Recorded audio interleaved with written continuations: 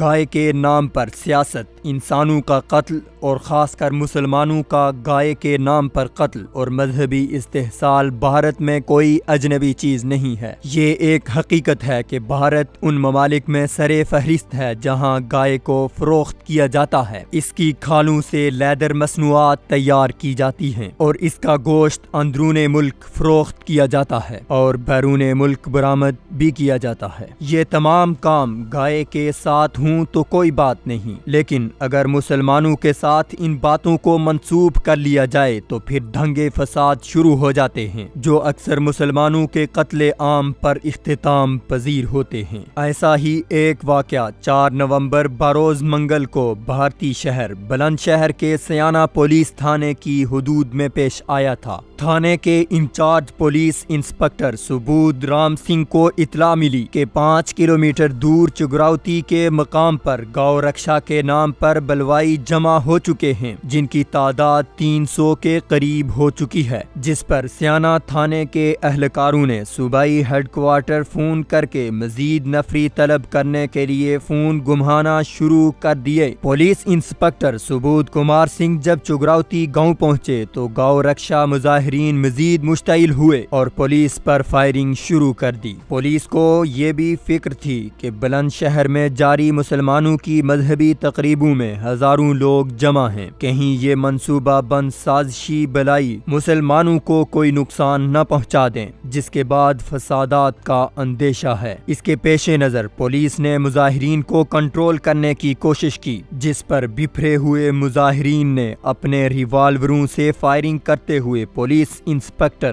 سبود کمار سنگھ اور ایک 18 سالہ نوجوان کو قتل کر دیا اور 20 لوگوں کو زخمی کر دیا۔ بلند شہر پولیس کے مطابق 3 افراد کو گرفتار کیا جا چکا ہے، جبکہ 23 نامزد افراد کو گرفتار کرنے کے لیے پولیس چھاپے مار رہی ہے۔ بھارت میں گائے کشی اور گاؤ رکشا کو اکثر متعصب ہندو تنظیمیں اپنے سیاسی مفادات کے حصول کے لیے استعمال کرتی ہیں اور بے وقوفی کی حد تک اس میں غلو کرنے سے باز نہیں آتی۔ 2017 جولائی کے اواخر میں لکھنؤ میں مقامی B J P leader Amit Shah نے ایک پریس کانفرنس سے خطاب کرتے ہوئے کہا کہ بی جے پی کی حکومت گاؤ رکشا کے لیے الگ سے وزارت کے قیام پر غور کر رہی ہے۔ پریس کانفرنس کے دوران اتر پردیش کا انتہا پسند ہندو وزیر اعلیٰ جوگی آدتیہ ناتھ بھی بیٹھا ہوا تھا۔ اس کے علاوہ جن صوبوں میں بی جے پی کی حکومت ہے وہاں گاؤ رکشا کمیشن بھی قائم کیے گئے ہیں، بلکہ ہریانہ صوبے میں گاؤ رکشا یعنی گائے کی حفاظت کی خاطر پولیس فورس بھی قائم کی گئی ہے، لیکن یہ سب کام مسلمانوں کو قتل کرنے کے لیے مختلف ہیلے بہانے ہیں، ورنہ یہی ہندو جب اپنی گائے ماتا کو منڈی میں کسائی کے ہاتھوں فروخت کرنے لے جاتے ہیں تو انہیں ایسی کوئی غیرت نہیں آتی، جس سے معلوم ہوتا ہے کہ گاؤ رکشا ایک ڈھکوسلا ہے جس کے ذریعے مسلمانوں کو نشانہ بنایا جا رہا ہے۔